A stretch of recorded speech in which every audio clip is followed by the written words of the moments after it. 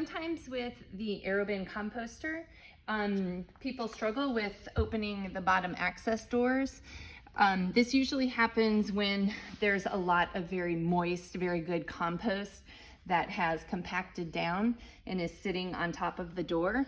So the general mechanics of the door, of the bottom access door, you actually need to lift it up first because it sits down in a channel down here. So you just have to clear that little lip, pull it up and pull it out.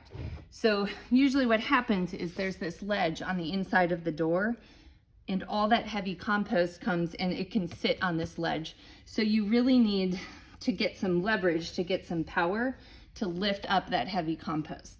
So the best way to do this, if you're struggling with getting the door off just by lifting with your hands, the best way to do this is to use some sort of lever system or a pry. So depending on whatever tool you have around, you can use a brick, you could use a 2x4, you could use a flat rock, and you could use a pry bar, you could use a spade, a shovel with a rounded tip. So what you want to do is right where the door hits the black base, you want to push in whatever your lever, you're making your lever out of, and then push up just enough to clear that lip, and then you'll have to have somebody pull out so you can pull that door out at the same time. So that's with the pry bar. Using a spade, same thing.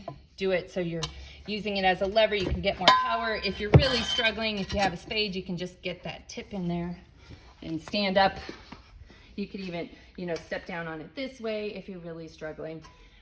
But you can get a lot more power that way. And then just pull it out, and then you should be able to access all your finished compost.